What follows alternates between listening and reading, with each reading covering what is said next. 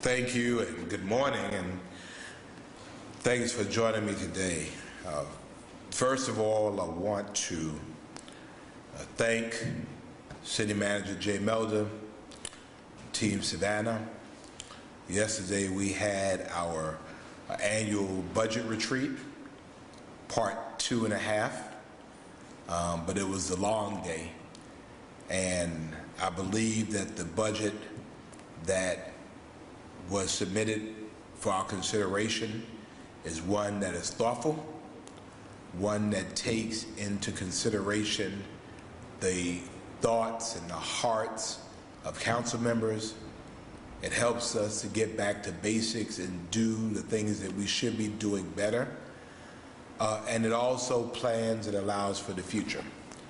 And so, Mr. Manager, and to Team Savannah, particularly our budget and finance staff and all of our employees, I want to just tell them how grateful I am, particularly during this time of gratefulness for them. The next steps are relatively simple. Council will meet with the city manager and team over the next coming weeks.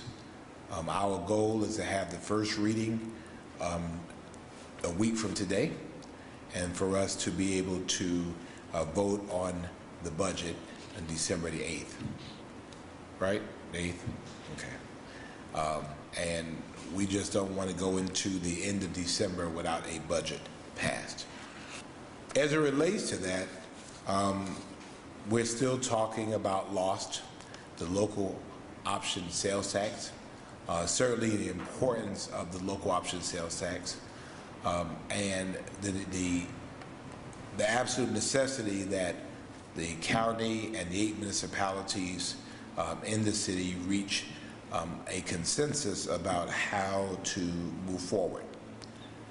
Although we're looking at our budget, we're also have in mind that if it does not pass in a way that's at least stable or favorable to the city of Savannah, we could face a loss of more than $55 million. And then we would have to revise our budget. And so the city manager has a supplemental budget that would include some severe increases and some possible loss in personnel and services. The purpose of the local option sales tax is to keep property taxes stabilized. And so the current sales tax agreement has kept taxes low for all residents of Chatham County since 1979. Although there's been a lot made about the back and forth of it all, this process is set up in state law. It is a somewhat adversarial process, although it does not have to be.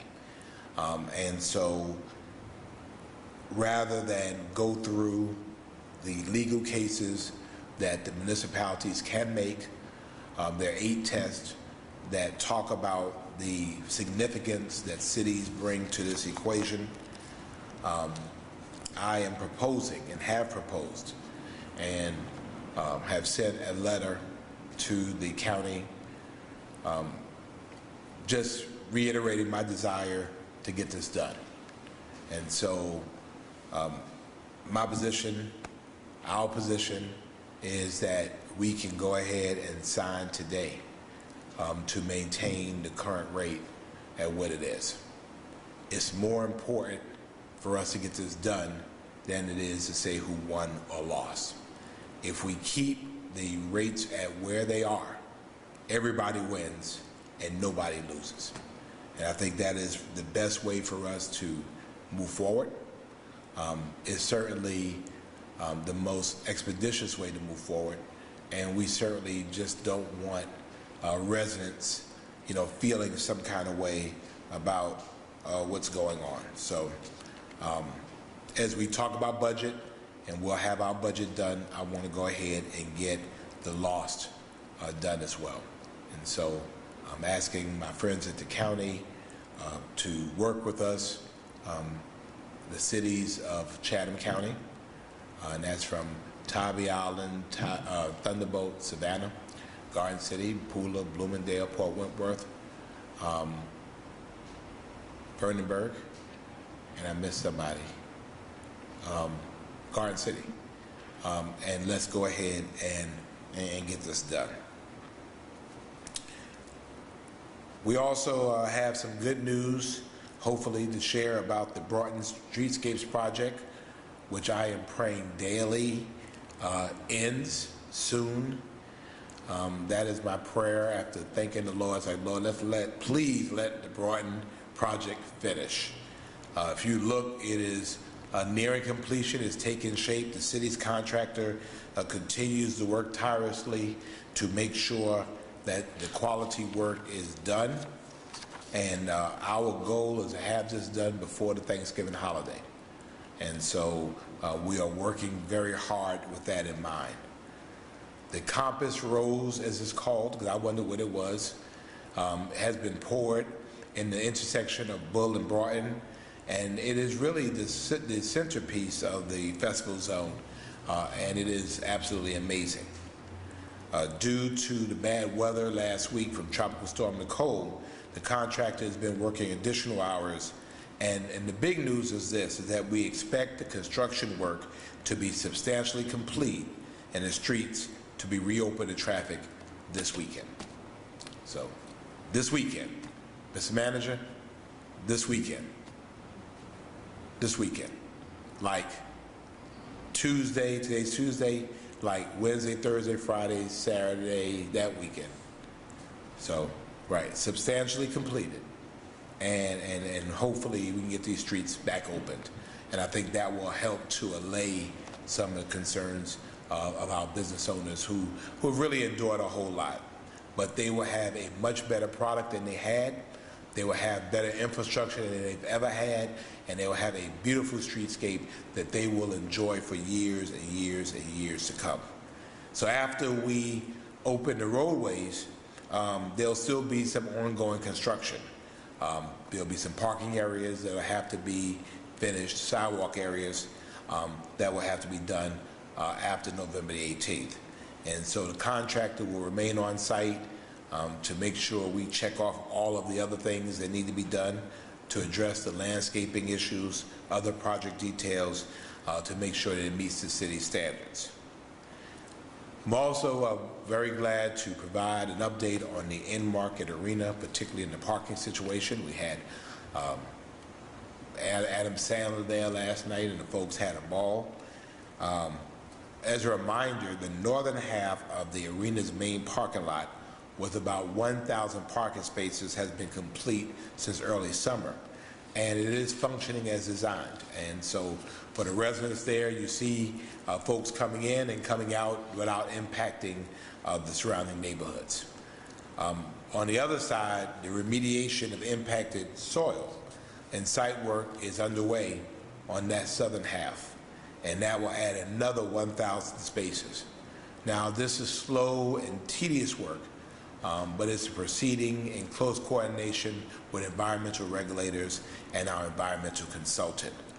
The good news about that is, again, we're addressing environmental issues that have been there forever. And frankly, if we did not address them, would still be there. So we're addressing the environmental justice and equity side of this as well. In addition to the 1,000 spaces, the arena is also utilizing the 400-space arena parking garage and 2 other city-owned parking lots, totaling 500 spaces. And so we also have some private parking lots, and we have local churches and local businesses and local landowners who are also making money. They're providing not only spaces, but security to those spaces on event days. We've also really improved our ride share and shuttle pickup and drop-off points near the front door of the arena, and I've seen that that's been working well. And this has significantly improved the logistics for these 2 important transportation options. Nearly half of all arena ticket holders are either using shuttles or ride shares for some shows. And so that's a good thing as well. This is last Thursday, we had our city council meeting, with several presentations. We recognize the National Runaway Prevention Month. We still receive donations from the various businesses and partners to the Savannah Affordable Housing Fund that totaled $37,500. We recognized Mr. Sean Christopher, who won the Gospel Stellar Award for a band that he manages called the Brown Boys, who is the 2022 Quartet of the Year. Then, of course, we did our regular garden variety zoning requests and purchasing items. And so we had $800,000 for 3 street sweepers that are really needed, $43,000 that signals the soon-to-be opening of the Hudson Hill Community Center. The $43,000 is for furniture. We approved unanimously the removal of John C. Calhoun's name from Calhoun Square. And in accordance with council direction, I heard that there were some news crews out there. Upon council's action, city manager implemented the council's request, even in the rain. That has been done. And we have approved our 2023 legislative agenda, with our #1 item being getting the hotel motel tax category changed this year.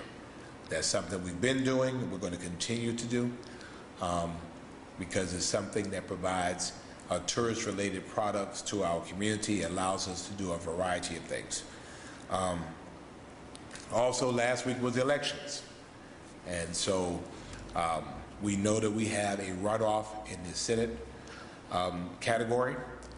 And so once again, Georgians and Savannahans will figure prominently in these elections. So I'm asking for people to go out and do it again. Get out and vote. Your vote is your voice. And I want to make sure that Savannahans are heard, Chatham Countyans are heard across the state, and that we weigh in at a very, very high percentage. As you're aware, the transportation special purpose local option sales tax, which is the T-SPLOST, did not pass in the county, although it passed in the city. Our residents, by and large, understood what we were trying to do. I think they respected the fact that we had reduced their property taxes to the lowest rate in 35 years. They understood what we were trying to do for the Highlands, that the $24.5 million as our Tier 1 project was going to expand Benton Boulevard.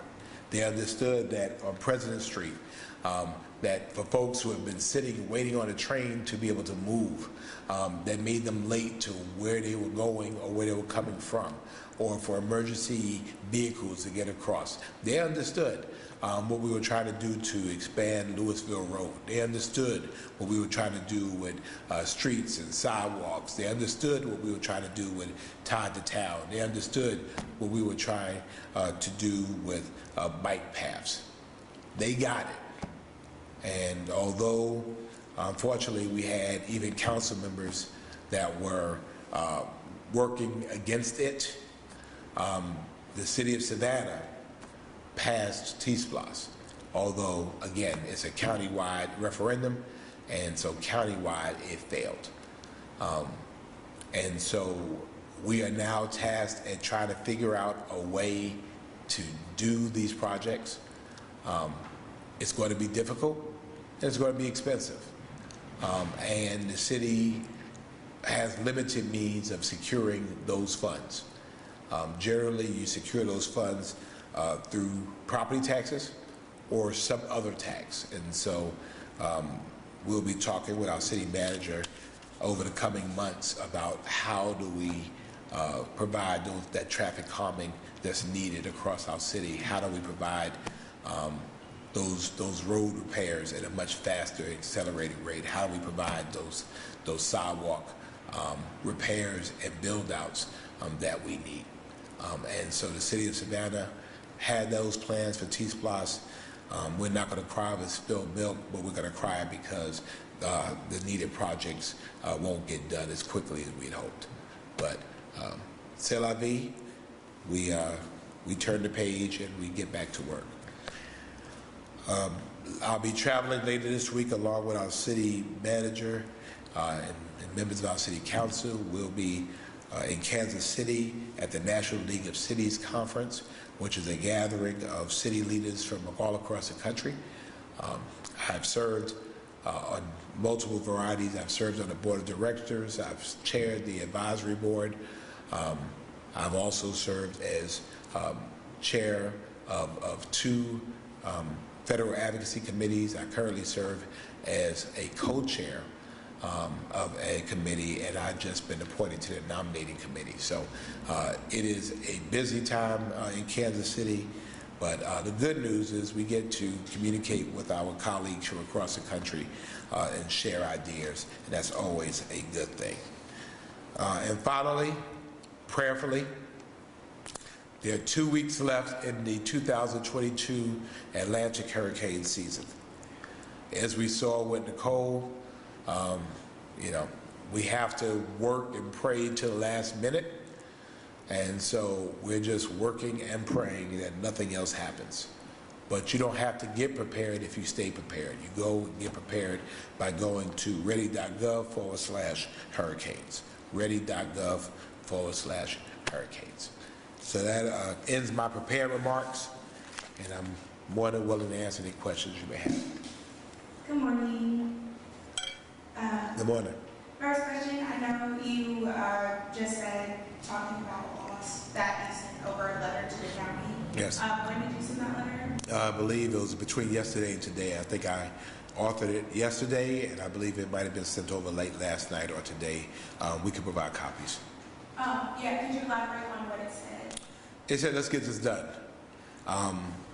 Again, if you go through the legal formula as stipulated in state law, cities have the population, we have the point of sale, the money is generated here, we have the daytime and nighttime population, so we have all of these things. So if you look at it through that formula, we probably could easily seek above 80%, and some of our team have been talking about it. Let's go by the formula, let's get what the formula allows us. I'm trying to get this done. And so we recognize that, our friends at the county have challenges of their own. And obviously, they're looking for ways to increase their revenue. They reduced their millage rate by 1 mil this year. There was talk about them doing it 2 mil, but they couldn't get there. And so how can we do this in a way that allows everyone to walk away feeling like they have benefited from what's going on? How do we do that? And so, to me, the best way, the easiest way, is just to sign another 10-year agreement for things just as they are. That way, the city's budget is predicated on a 77% split through the 8 municipalities. We can move forward. The other 7 municipalities are doing their budgets. Nothing changes for them. Even the county, which is now almost in the middle of their budget year, can continue with the assumption that they would retain what they have. And because our economy is doing so well locally, we think there'll be more revenue for us to have. And so I think this is the easiest, it's the quickest way, it's probably the fairest way. And although, again, we probably could make a case for more money, I think we just have to just get it done. And so at this point, although we are still in mediation, this is an opportunity for us to get it done. I will come back from Kansas City to get this done. Yeah, to be clear, were you saying that you hope to have a resolution, like you guys come to an agreement by today? I want it done before December 31st, but today, tomorrow, Monday, Tuesday, Wednesday, we just want to go ahead and get this done. And I just think, the chairman and I are friends, and again, I love Chatham County with all my heart, and I love this community. and I recognize what affects one affects all. I am a county resident. Every member of Team Savannah, in terms of our residents, they are county residents. So what affects them affects us, and what affects us affects them. And so I just want to get this done. And I think just the easiest way is, you know, we're going to erase lines in the sand. We're going to put down egos. We just, you know, just come over, let's sign it, let's get this done. You mentioned an update on in-market arena parking, Yes. saying that there are still about 1,000 spaces that you all are still working on. Can you tell us where you are in that plan and when that might be finished, if you just have a rough estimate? I do not at this time. So when we started with the property there, and part of the reason is that if the property had environmental issues, those are environmental issues that abut residential neighborhoods. So the benefit of what we did with the former Tenenbaum property was to create an opportunity for us to be able also to remediate what was going on there. It's a long, slow process, and so as it's remediated, then we can add parking. So the good news is that we've been able to host sold-out events with relatively little disruption to the neighborhood. As I told the Carver Village community last night, when you ride through there, you now have Gwinnett Street that is elevated between Stiles Avenue and Boundary. I remember growing up when that used to be the basin that flooded and you couldn't get through. It would never flood again. You have the canal now that has been expanded and widened, which would now help with water mitigation throughout that entire area. You now have Stiles Avenue that goes 4-lane from Gwinnett Street to Louisville Road. Again, these are traffic benefits and water mitigation benefits that the community enjoys every day, whether it's an event going on at the arena or not. And most importantly, they're not looking at trash trucks in front of their neighborhood anymore. They're not looking at a cement truck, a cement company, a concrete company in front of their community. They're looking at the crown jewel of their city in walking distance from their community. And as we continue to build out what's known as the Arena District, these are amenities, the space, the public space that's there, that's space that they'll be able to enjoy all of the time. And I think that's a benefit for all. I'm going to be honest, I haven't gone by there. I know I need to. All right, so you have not been there at all? No, I haven't. All right, so Nick set up an exclusive for Ms. Camille, and you get your camera, and we'll go over there, and we'll walk you through myself. Okay, but I have a question because I haven't been over there. Are you all in a certain phase with that parking? Is it like in the design phase? Have you all already started construction, or? Well, we've already done the construction of the parking lots. So, you know, we're in the environmental phase. Before you can do anything, you have to deal with the soil issue. So that's the process that we're in. Once the soil is deemed okay, once we have successfully mitigated it, then, you know, it's just about paving. Okay, I just wanted to get So that get with Nick, and we're going to walk you through our arena since you have not been there. Everybody's been in our arena. It's been almost a year, Camille. Come on. We've had great shows, great events, and we have the Ghost Pirates. Well, actually, I'm not, no, sorry to interrupt. You too? No, I'm a Ghost Pirate, yeah. I know. I got season tickets. Right. Wasn't it phenomenal? Huh? Wasn't it phenomenal? Unbelievable. It's great. But I was just curious about the, I wasn't planning to ask a question, but did you get suggestions about the waterworks building? Any good ideas? I know you were taking public input for that building. And that, to me, is a jewel in that corner. I don't know. Well, Is there any good ideas? Well, our goal was to be able to create a local community market that would help create entrepreneur opportunities for the community. That's where the benefit came in. That was one of the ideas that was one of the funding mechanisms on our hotel motel tax. Yeah. That falls within the category of tourism related product. And so for that, as you could tell, it's an old building, it's a historic building, but it needs a lot of love and it needs a lot of money. and we don't have the money to do it. And so the hotel motel tax created an opportunity for visitors visiting our hotels to pay for what's happening over there. And so, you know, which is why it just boggles my mind why we couldn't get this done over the last 3 or 4 years. Yeah, I'm thinking like the long-term tenants in there might want to pitch in too. Absolutely, but I mean, this is a major capital expense. Major capital, I mean, in the millions of dollars. And unfortunately, I had council members that were fighting against that, which I don't get. I mean, when you talk about equity, you talk about inclusion, you're talking about those things, this is money that's coming from the hotels to right to Carver Village. Right to Carver Village. That help benefit what's going on. So, you know, I think it's a, you know, that's why we keep pushing hotel motel tax. It is better when other people pay for stuff that we need.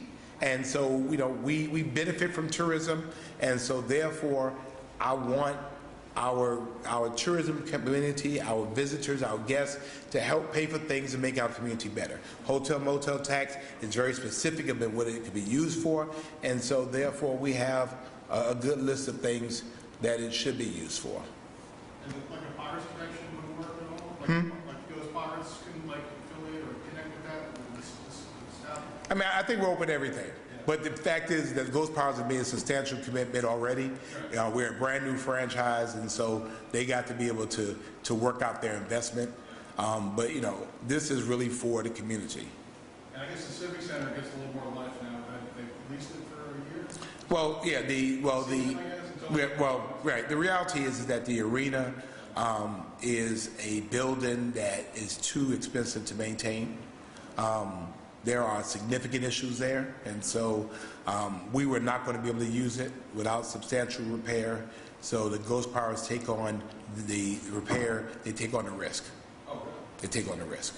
So for that, they'll also operate the ice skating, which we're hoping to announce soon, and my expectation that it's available and affordable for young people and old people like me to get out and enjoy. So, you know, but I really, going back, I really want that Waterworks building done. I want it done. And so every year, as long as I'm mayor, I'm going hard for hotel motel tax, because the fact is our visitors should pay to help us be good hosts. And so that is a direct linkage to someone staying in a hotel in our community and this money going into neighborhoods that need it. Be it that, be it tied for town, be it for a variety of other things that we've been trying to do. So I'm looking forward to pushing hard again on hotel motel tax, and hopefully this year we'll be successful. We have some new players on the field, and let's see if we can work some synergy. Sorry, I have 2 more questions. Yes, ma'am. First, I'm sure you're aware of last night, there were shots fired at an unmarked police vehicle. Do we have any more details about that? And would you like to comment? Obviously, that is never something, you know, a situation that a police officer wants to be in. Yeah, I mean, I think that the investigation is still going on, and we'll let those updates come directly from the police department. Thank God our officers are all right, but it goes back to, one, the availability of guns in our community. Secondly, guns in the wrong hands. And frankly, ages of people that are involved, and where they are, and what are they engaged in. The parental responsibility in helping us to maintain effective control of our young people. And that's something we continue to work with through our ONE's office and through our law enforcement, you know, to try to remove guns from our community and show young people there's a better way. So we'll wait to see what comes of that. But thank God, you know, that's not the top story today. And then second, I've been working on a story about a day shelter that will be coming to around MLK. Yes. Yes. Some residents just voiced concern that they didn't know about the day shelter. It looks like there are already, you know, some designs drawn up, and they didn't know about it. I also saw during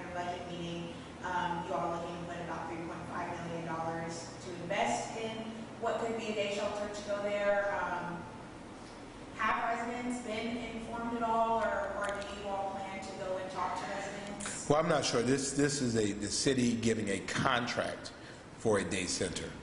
Am I correct? She's speaking about 916 MLK. Oh. We discussed multiple times. Yes. Those are two-bedroom apartments for families. Right. Who would have been experiencing homelessness other than for the apartments. And there's a resident support center that would be on the bottom floor to support those residents in there. So I think the characterization of it as a day center is not accurate. These are two-bedroom apartments, 11 for families. Thank you for the clarification. So Yes, I appreciate that. let me say it for the people who are watching. So we're talking about two different things. What you're referring to is 916 MLK, which is housing. It's housing for people. It's housing for our citizens. It's housing for our neighbors. It's a place for them to be able to live. It's not a day center. It's residential housing. And I'm not sure you would, communicate that you're building on land that you own. People need a place to stay. And so I don't think that they are, it's no issue. I mean, it's no more than if we build a single family house there. I mean, it's for housing. The day center is a contract that we've done through Union Mission, in which they will provide those services. And that's, so they're two different things. The day shelter at Union Mission, you're talking about the one that's coming soon. That's correct. Okay, not 916. 916 is housing. Housing. Thank you for that clarification. Do you all know who would be managing it, or is there any talks about a nonprofit that would be managing that? Or Not at this time.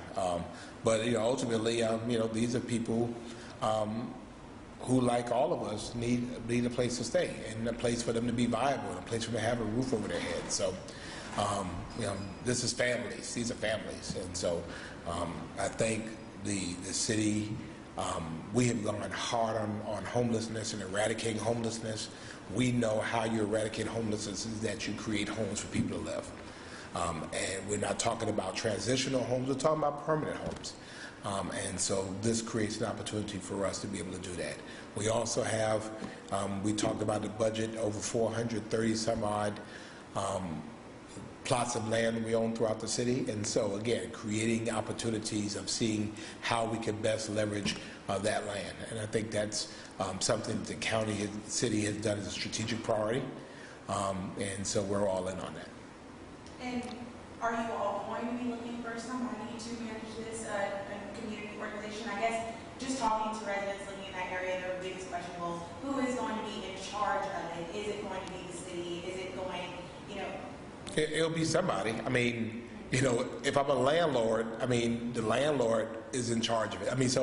It's not, obviously we have opportunity to provide other services there, but I don't want to feed into, that this is something that's institutional. This is residential. This is for people to live.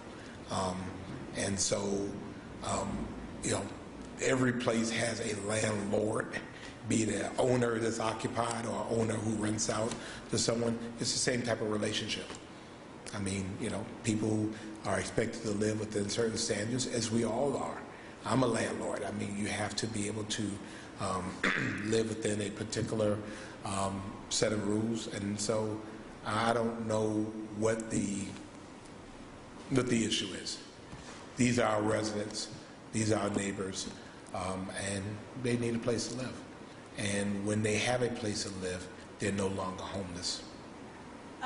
Just to let you know, I think the issue, just talking to the residents, is that they just didn't know what was going to come. And when we ran the story, it could be a shelter. It's not a shelter. It's not a day shelter. Yes, they didn't know anything about what is going there. And I think they just had some concerns not having any information. Well, I think we've been very clear, and we talked about this at length yesterday during our presentation about what we were doing about it. We will make sure to communicate that in a way that people will know. But it is not a shelter, it's not an institutional use, it's housing. It's a place for people to live. And that's what residents need. Neighbors, where they live is a place for them to lay their heads. So, we'll make sure we communicate that as well. Well, thank you so much. Thank you. Anything else? Good. All right. So, a little cool this week, so we'll figure it all out. Thanksgiving is a week from Thursday, and Christmas is a week from that. So, this year is flying by. Thank you for coming. Thank you for being Savannah Strong.